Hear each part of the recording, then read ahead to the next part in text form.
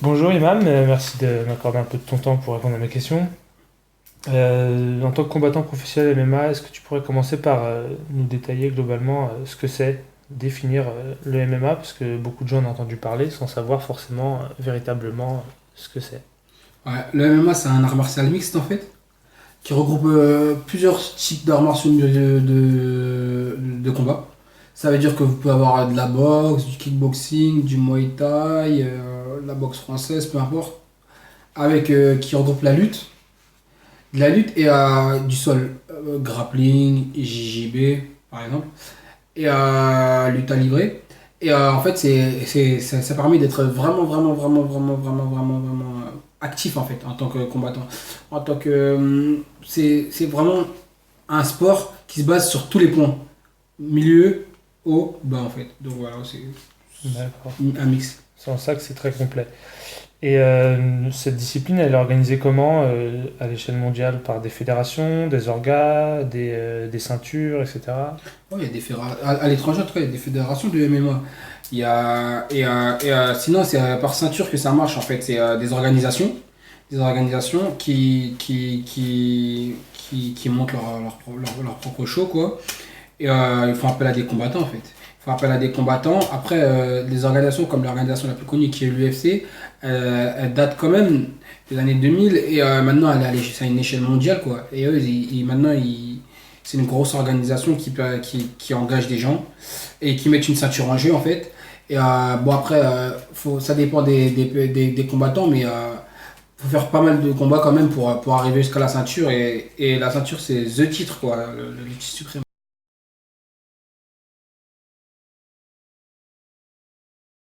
La vision du MMA en France, je la qualifierais comment? Parce que c'est pas forcément comme dans ces pays que tu évoques où c'est vachement développé.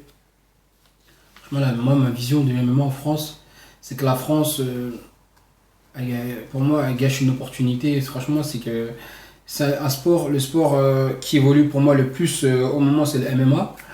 Le MMA, c'est reconnu dans quasiment tous les pays, peut-être deux ou trois, franchement, où ils ne le reconnaissent pas. Et encore, je dis deux ou trois, mais laisse-moi va me taper sur les doigts quand on va voir la vidéo. Mais vraiment, c'est vraiment un sport reconnu qui grimpe et qui ne cesse de grimper, qui accroche tout le monde.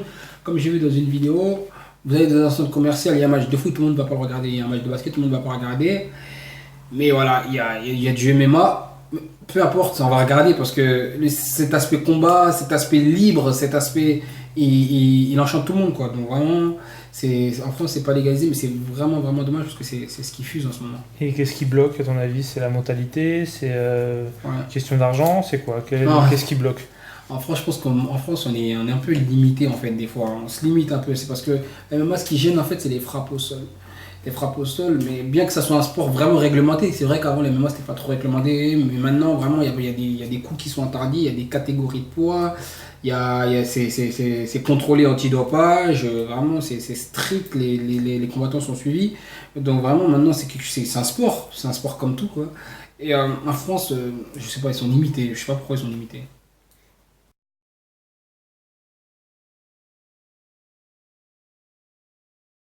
Ok.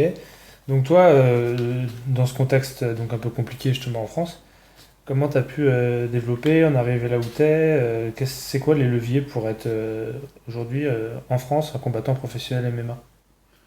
En France, pour être un combattant de MMA professionnel, mais déjà en France, on va dire, ce qui est dur, c'est vraiment avoir le statut, c'est difficile en fait d'avoir un combattant professionnel parce que en France, comme je l'ai dit, c'est mort. Donc moi, on va faire ce qu'on va dire, ce que je vais faire, c'est que comment dire, je vais bosser à côté et en même temps, je vais devoir faire du MMA. Je vais essayer de trouver des créneaux, mais c'est pas le MMA qui va me faire manger en France. En tout cas, pas moi, peut-être d'autres combattants, et encore. Mais il faut vraiment être haut, quoi. Enfin, c'est pas tout le monde. C'est con, mais en France, voilà, on est obligé de faire deux tafs. Peut-être qu'il y a des sponsors après. Il y a des gens, ils ont des sponsors. Et voilà, mais c'est difficile, hein, franchement. D'accord, il faut se trouver ses sponsors, il faut se faire sa place. C'est pas Je sais facile. que tu es Ouais, dans faut faire ça. la team CrossFight Paris, j'ai vu. Ouais, voilà, Qu'est-ce que c'est que exactement. cette orga? Qu'est-ce que ça t'apporte collectivement? Qu'est-ce que c'est tout ça? Bah, pour moi, déjà, le CrossFight, c'est un club. C'est également une famille. Et c'est le plus grand club de MMA France, franchement. Et deuxième meilleur club d'Europe. C'est rapporté après, c'est des faits. Donc, au CrossFight, maintenant, c'est dirigé par le coach qui est aussi le fondateur du CrossFight qui s'appelle Lopez Fernand, en fait, il est connu dans le circuit. Et c'est un club qu'il a ouvert, voilà, à Port-Doré. Et ben voilà, il y a plein de bons combattants, de gros combattants. Il y a notamment des combattants à l'UFC, comme je vais citer Michael Lobou et Taylor, à qui je fais une dédicace d'ailleurs. Et après, sinon, il y a des gros combattants, franchement, hein. Il y a toutes les catégories, notamment des combattants connus dans le circuit, comme par exemple Teddy Violet, Samir Fedjin, Arnaud Quiro, Damien Lapulus. On a des Tar, Chaban, Chebia, franchement, donc voilà, on a vraiment des bonnes combattantes aussi, Valérie, Francis. Donc en gros, on a une grosse team. Et franchement, au CrossFit, qu'une évolution, ça m'apporte qu'une évolution. Et je pense que c'est le club de l'avenir pour moi. En tout cas, le club qui peut apporter quelque chose en France. Parce que j'avance là-bas et tout le monde avance à vitesse grand V. Franchement, je pense que c'est le club de l'avenir. Et c'est un collectif d'entraînement ou ça va plus loin, c'est-à-dire que ça t'aide à trouver des sponsors, ça t'aide à trouver des combats, etc. Ou c'est Ouais. que entraînement? Non, entraînement, ça m'aide à trouver des entraînements. Ça me fait mes entraînements. C'est le club qui trouve mes combats aussi. C'est le club avec un agent aussi qui s'appelle FI de Fight Star Management.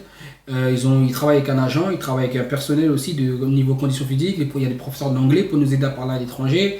Donc vraiment, il y a des ostéopathes pour le corps, etc. C'est une vraie formation, quoi. Voilà, C'est c'est pas vraiment juste suivi. un groupe, Ils quoi. suivent vraiment, vraiment, vraiment les combattants. Tout type de combattant, c'est pas lui qui est tout en haut qui est celui qui est tout en bas. C'est vraiment, ils suivent tout le monde. Et moi, personnellement, je me sens bien là-bas, j'évolue bien là-bas. Et vraiment, quoi, c'est de la balle. Voilà.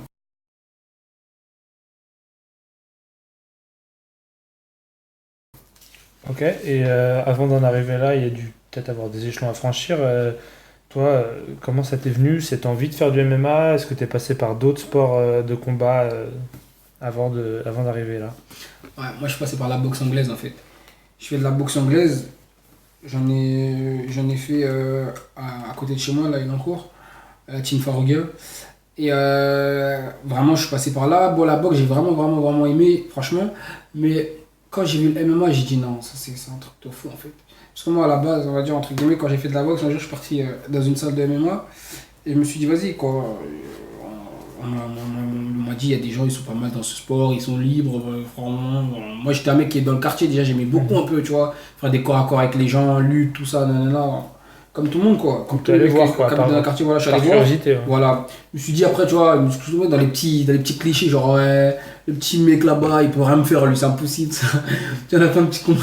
Ça allait trop vite pour moi, tu vois. Ça allait trop vite. J'ai dit non, ce soir, c'est abusé, tu vois. Et voilà. T'as accroché direct. J'ai accroché directement. Quand je voyais, tu vois, t'apprends avec ton corps, ton bras, si tu vois, il est tourné de ce sens, t'es soumis, tu peux rien faire, tu peux pas revenir. Tu dis non, en fait, ça, c'est pour moi, ça. Tu vois, je me suis dit direct, ça, c'est pour moi.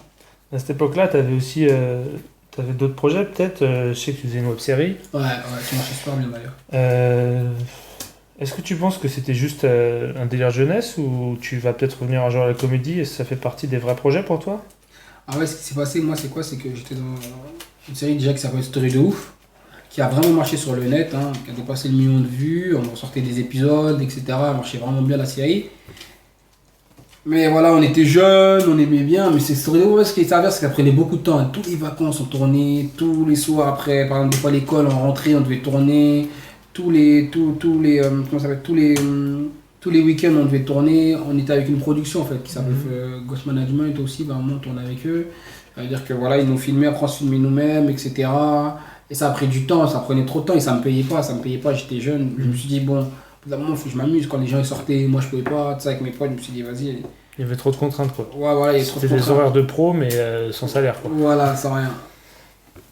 D'accord. Et donc c'est pour ça que ça n'a pas forcément marché parce que bah, c'était sans rien au bout. Voilà. Mais ça va peut-être pas être tout le temps sans rien. Est-ce que du coup tu penses toi à revenir à ça un jour? Est-ce que tu penses à pouvoir mêler même ces deux projets vu qu'on voyait dans ta série à l'époque Story de ouf, même il y avait quelques scènes de combat. Ouais, ouais. Tu penses que ça peut être une opportunité encore pour toi de revenir à ça ou pas? Bon, en fait, moi, franchement, j'y avais pensé en fait. J'avais pensé, mais moi je suis tombé dans quoi? Je suis tombé dans un truc en fait. C'est qu'à la base des bases, moi quand je suis venu au CrossFit, je pensais m'entraîner, mais j'aurais jamais vraiment pensé dépendre du MMA, quoi. Et maintenant, c'est quelque chose que j'ai vraiment songé parce que j'ai pris goût là-bas. J'ai pris goût à m'entraîner, j'ai kiffé les sparring. Je trouve que je m'améliore bien. Et à la base, c'était un délire pareil aussi. Le MMA, voilà, j'en faisais, mais j'en faisais comme un sport. Et là, maintenant, ça commence à. C'est un truc vraiment, je veux réussir dedans, quoi. Voilà, j'ai ma place à faire dedans et je la ferai de toute façon. D'accord, donc tu es concentré 100% là-dessus, quoi. Ouais, je suis concentré là-dedans. Franchement, la comédie, tout ça, ça me dit. Ça y est, j'ai lâché l'affaire, en fait. C'est la jeunesse pour toi. Enfin, Voilà, c'était ça. J'étais c'est juste derrière un toi, délire, quoi. quoi. Voilà. Ok.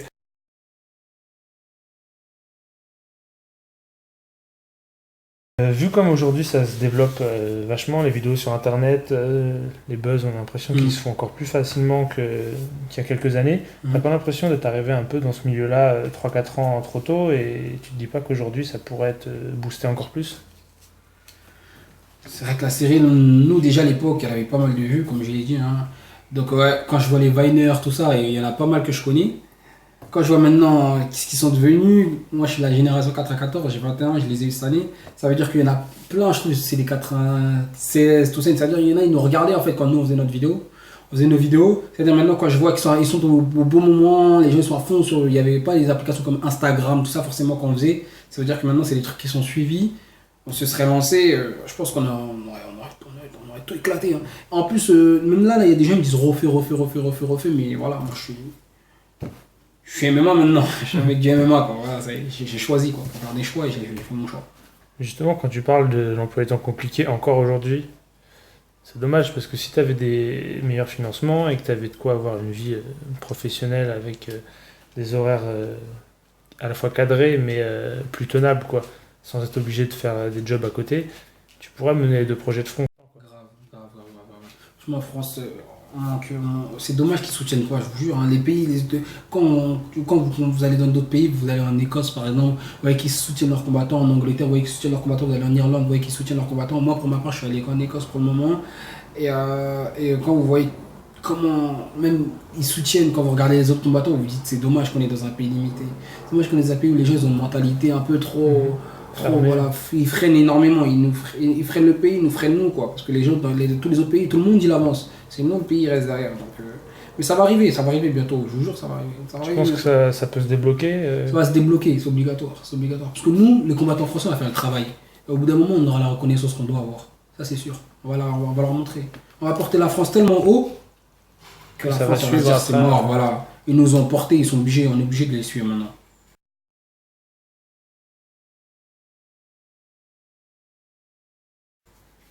Ok. À échelle plus internationale, qu'est-ce que tu penses de toute la médiatisation qui est faite autour de la combattante Ronda Rousey? Ronda l'a, Ronda l'a prouvé, hein. Ronda l'a prouvé, franchement. Ronda, rien à dire. Elle est là. Ses combats, elle les gagne tous en 30-40 secondes. C'est la number one. Jamais une combattante a fait ce qu'elle est en train de faire. Elle est juste en train d'exploser tous les records. Et vraiment, chapeau à elle. En plus, tu vois qu'elle est bien entourée, puis on doit la conseiller pour savoir communiquer, parce que quand il y a l'occasion, par exemple, d'un clash avec Mayweather, pour être encore plus médiatisée, elle la rate pas. C'est là qu'on voit que c'est un milieu dans lequel il faut savoir se comporter, en plus de faire la différence pendant les combats, quoi.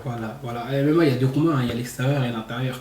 Il y a des gens qui ont été super bons en combat, mais voilà, leur comportement, ou je sais pas, leur façon d'être a fait qu'ils sont dans les oublis. Et t'en as, ils ont rien fait dans un ring, mais tellement voilà, ils savent parler, ils savent se montrer. Ouais, voilà. Et je trouve qu'en France, c'est ce qui manque. Et c'est ce qu'il faut ramener, parce que en France, bon, il y a beaucoup de faux humbles. Parce que pour moi, dans ce sport-là, c'est des faux humbles. Pourquoi c'est des faux humbles? Parce que t'es dans un sport de combat où tu veux éclater ton adversaire. Et à partir du moment où tu fais genre, ouais, non, moi je suis nanana, vous inquiétez pas, non, y a pas de tu peux respecter ton adversaire, mais en faisant le show, tu vois. Et pour moi, c'est ce qui manque, mais ça aussi, ça va arriver. Ça va arriver.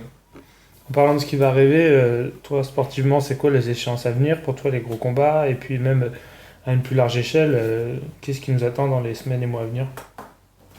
Déjà là, pour les semaines à venir, je vais m'entraîner à fond pour commencer.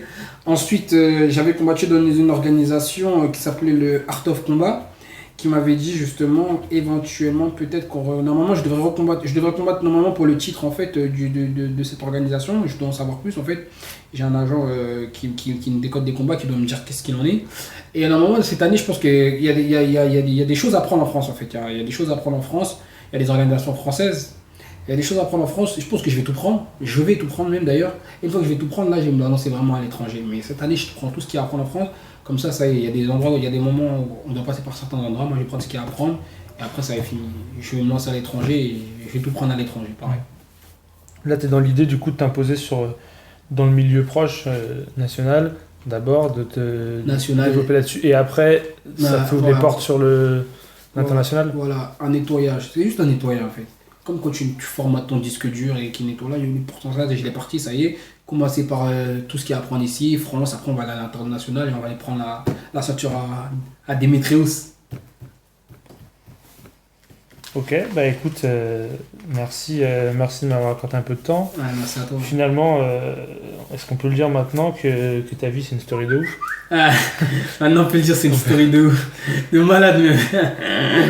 Grave. Ok, Merci, merci. hein, franchement nickel.